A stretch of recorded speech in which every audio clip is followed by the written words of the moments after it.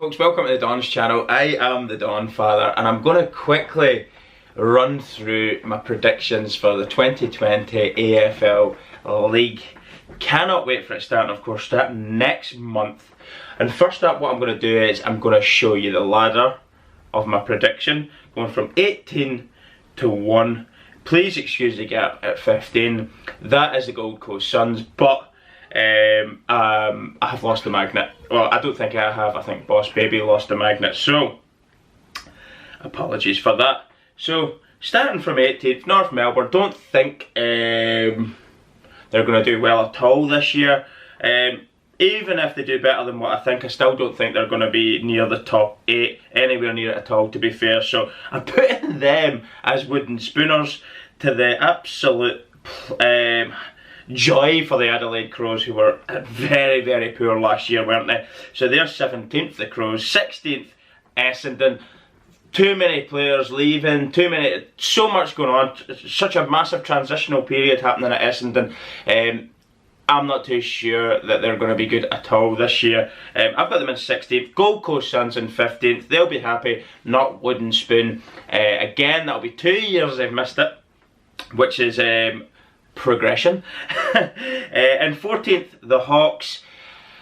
Look, Hawks could be somewhere in and around 10th to 14th, couldn't they? It's just really difficult to pick these positions. It's there or thereabouts. I put Hawks 14th, Swans 13th, Dockers 12th, Melbourne 11th, and probably one of the biggest droppers in terms of where they were in the last few years to where they're going to be in my prediction for 2021 is the Giants. I've got them in 10th, and just above them, Collingwood. Few like Essendon, but not to the same sort of demise, if you like. They've lost some key players. There's been a whole lot of off the field stuff, not ideal, like that's been going on. A whole lot of negativity surrounding the Collingwood Football Club. Recently, not ideal, as I was about to say, going into a new season starting. I think it will have an effect on them. I know it shouldn't, but I think it will. I personally think Nathan Buckley should have been replaced. Collingwood fans will probably disagree with me. Maybe there'll be some that will agree. I think from what I've seen so far, I've seen no progression under his stewardship the last few years, and I almost think it's time for a change of head coach, as well as obviously Eddie Maguire stepping down as well. I think they needed a change kind of from top, not necessarily down to bottom. There's some good players at the Coleman Football Club, but I think with everything that's happened at the club leading up to the start of this campaign and players leaving, etc., they're not going to make the 8. Huge call. And replacing them in the top 8, if you like, is Carlton. I see progression in Carlton. Top 8. If you can get in the 8 and you get in the finals footy, anything can happen. So we're in the 8th spot now. My top 8 is as follows. I'll just rattle them out quickly. Carlton, St Kilda again, West Coast Eagles 6th, Brisbane Lions dropping slightly but still going to be very good this year to 5th. Western Bulldogs finding themselves into the top 4 spot in my opinion, 4th. Richmond in 3rd. Geelong Cats in 2nd. Don't know what it is, but I've got a feeling about them. I've got a feeling about the Cats. Of course, they made the final, the grand final last year, and they were beat reasonable. They played well, but in the end, Richmond were just too strong for them, weren't they? Richmond, obviously, back-to-back reigning premiers now. That's 3 premierships they've won in 4 years, so they've put themselves right up there with the very, very best teams in footy history, really, haven't they? And likewise, first spot from last year, finished top of the ladder before the finals footy, it was Port Adelaide, and I'm predicting them to do that again. People will probably think I'm crazy, but I think their young guns that we've spoke about over the last couple of years are all coming to age now, aren't they? We've seen that last year, and I think they're going to be even better this year, so I've got them in top spot. Let me know what you think about that ladder in the comment section below. And now for the individual awards, if you like. First of all, we'll go through the Rising Star. Now, Rising Star is quite a difficult one to predict because some players that are favourites to go on and do it don't necessarily go and win it.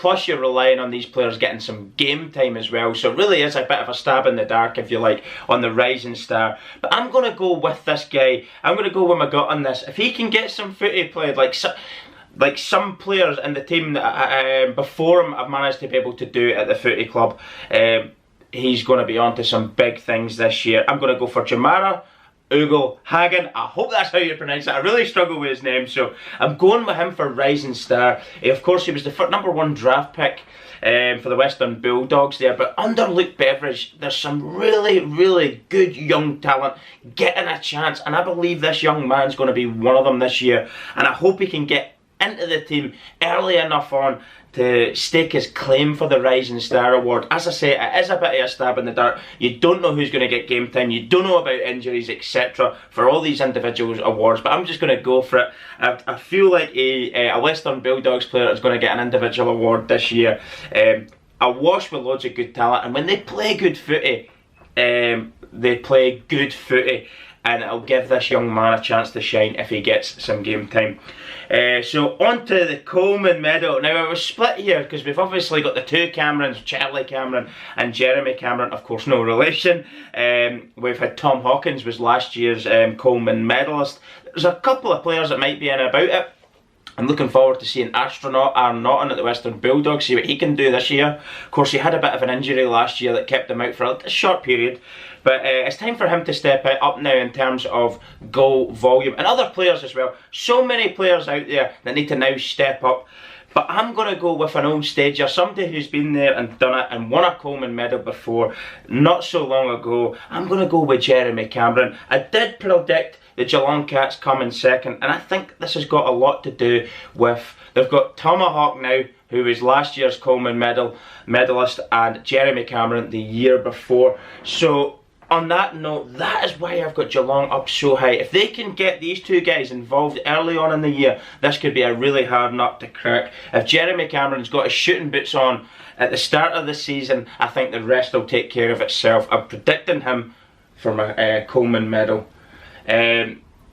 But as I say, I did read about Jeremy Cameron just before somebody will say he's injured. Yes, he's pulled up in training with a hamstring injury, Jeremy Cameron, but I did read that he should be ready for round 1, so no concerns on that front for me there. And even if he's not ready for round 1, round 2 I would say isn't going to be out of his reach on that front, so he's still got plenty of games ahead of him to lead the Coleman Medal board for my opinion.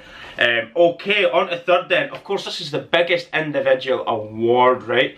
Obviously, we know the Brownlow Medal goes to the so-called best player of the year. Last year was Lachie Neale. Before that, we've had Nat Fyfe, I think, back-to-back, didn't they? So these are top players. I think there's going to be several players in contention for this year, but I'm going with the man who won it last year, Lachie Neale. He's just got too much for me. He's just that little, last year just proved he's that little bit better than everybody else. I was a bit disappointed in Patrick Cripps. He would have been quite a lot of people's prediction for the Brownlow last year, but he really wasn't to the level that we would have predicted or that he should have been at, judging on his own standards that he's set in previous seasons. So I was a little bit surprised about that, but I think he'll be up and about it this year, as will Nat Fyfe, Dustin Martin, players like that. Of course, I want to see young players like Connor Rosie at Port Adelaide. Is this his chance to shine? I didn't mention it in a previous video that I've just done yesterday.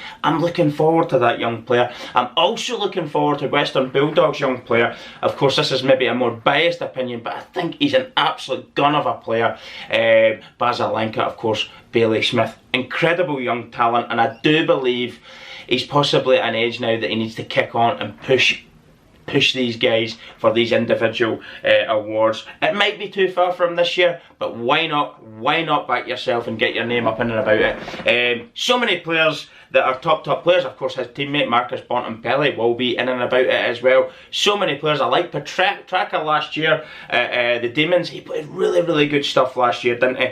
But I'm going with Lachie Neale for the individual award of the Brownlow Medal. So number 4 then, of course this isn't necessarily a bigger award than the Brownlow, but it is for an individual player. It's the Norm Smith Medal. You know what it is. It's the best player on Grand Final day, the man of the match as we would call it here. in the UK in a soccer sense, but the Norm Smith Medal goes to the best player, best on ground, and the grand final. And I'm gonna go. This is gonna give away who my two teams are in the final, but I'm gonna go with Connor Rozee of Port Adelaide. So that means yes, I'm predicting Port Adelaide to be grand finalists this year, as I actually predicted them to be ladder winners before we go into finals footy, taking top spot and this time making it to the grand final. And I'm going to go with Connor Rozee. I've got a funny feeling about this young man this year. Trust me, I feel that he's just going to kick on this year. He's set a standard for himself when he's been young, hasn't he? And he's looked not out of place in the senior game whatsoever. He lights it up, he takes it in a stride. For such a slight player, he's got a leap on him. He's quick, he's agile, he's strong for his size. But not just that, he can play, this kid. He can play. It's time to back himself now. If he can make it to the grand final that I'm predicting Port will, it will be his playground. Trust me, I think he's going to shine. Connor Rozee for the Norm Smith Medal, Port fans. What do you think about that? So, that is almost the end of the video. All that's left to do now is give you who I think will be grand finalists, runners-up and winners. So who's going to be in the grand final with Port Adelaide? And do you know what I've done? I've backed my team. People will call me crazy. What are you talking about? You've got Geelong up there, you've got the Brisbane Lions, good side. West Coast Eagles have went the distance so many times. They know finals footy. St Kilda could be a dark horse. Richmond, of course, you have to mention them. But something, that gut feeling tells me Bulldogs are going to surprise some people this year. I honestly do think Bulldogs will be in and around the mix near the latter stages of the competition. Even if my predictions aren't right, I feel the Bulldogs are going to progress a little bit better than they did last year. There was progression last year, but not enough.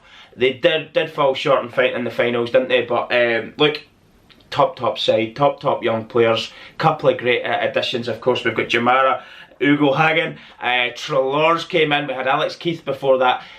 Bruce didn't do as well as I would have liked to have seen him do last year, but I think, I don't know what was that. 2020 was such a strange year for so many different reasons, wasn't it? No crowds, chopping and changing, games being played in different places, we had hubs, etc. And maybe that upset individual players, I don't know, but I think Bruce will be better this year. I don't know if he'll be up and around the Coleman Medal. I don't know about that. I'm not too sure if he'll be in there with those guys, but I certainly expect him to have improved. Of course, I've mentioned Astronaut, Bonampelli, what a player. We've got Basilenka, some young guys coming through last year as well. Vandermeer, what a player. We've got the stewardship of Liberatore, Soap Lucky Hunter, so many senior players there as well. Such a great blend of senior players and youngsters, and obviously my prediction for the Rising Star, who I'm really looking forward to, along with some other young guns who came into the fray last year that I'm predicting will do better again in 2021. Very similar in certain respects, Port Adelaide and the Bulldogs. I think they've went through their period of building and it's now starting to come to fruition. Port Adelaide's got a great mix of senior players and young players, and those young players are now up there with the best players in the game at Port. So this leaves me with my final prediction. Runners up, drum roll please, is going to be the Western Bulldogs. As much as it pains me not to crown them champions, I think Port Adelaide are going to be very strong. So that means, of course, Port Adelaide are my prediction to be premiers in 2021. Wow, what do you think about that? Let me know what you think about all those individual predictions. I know I'm going to get slaughtered for some of them, but that is footy, that's sport. Everyone has opinion and nobody can tell at this very early stage in predictions what's going to happen. There could be injuries, all sorts of things could get through in there and change, but look, as I say, it's just a bit of fun. Let me know your opinions on the different categories, who you think will get each one, who you think your premiers are going to be, runners up, etc. Just for a bit of fun. Let's get the footy fans talking and bring the chat back to the Don's channel. I've missed it. I've missed covering the live footy, talking about the live games, etc. It's been a very busy time for everyone, but we're back at it now, and we're very, very nearly there, aren't we? I watched a little bit of AFLW this morning, and that whet my appetite. Dockers actually thrashed the Crows, which was a pretty decent game actually, quite a high scoring game. When I've watched AFLW in the past, sometimes you don't get a lot of goals in it, but it was quite a high scoring game, quite an entertaining one from the women, so well done to both teams there. And that's it. So thanks very much for watching. Don't forget to subscribe to the channel and put the notifications bell on so you don't miss any of our uploads to come. Also check out the different stuff in the description section below. I'm also doing merchandise as well if you want to buy some merchandise. Patreon, love it if you could become a patron. Visit our Patreon page, or just donate to the channel to help the channel. That would be fantastic too. All of that stuff's in the description section below. You can follow me on Instagram. I don't have Twitter or Facebook anymore. I couldn't be bothered with them. So that's everything, folks. Thanks very much, and I'll see you all soon. Goodbye.